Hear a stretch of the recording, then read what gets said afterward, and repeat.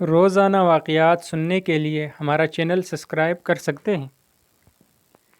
ایک اللہ والے سے کسی نے اپنے مقدر کی شکایت کرتے ہوئے کہا، جو کام کرتا ہوں الٹا، میرے تو سارے کام ہی الٹے پڑتے ہیں۔ انہوں نے پوچھا، مہر دیکھی ہے؟ کہنے لگا جی۔ پوچھا، یہ بھی جانتے ہو کہ مہر پر لکھائی کیسے ہوتی ہے؟ کہنے لگا، مہر پر الٹے الفاظ لکھے جاتے ہیں۔ انہوں نے پوچھا، میاں جانتے ہو وہ سیدھے کیسے ہوتے ہیں؟ کہنے لگا، جب مہر کاغذ پہ لگتی ہے تو الفاظ سیدھے ہو جاتے ہیں۔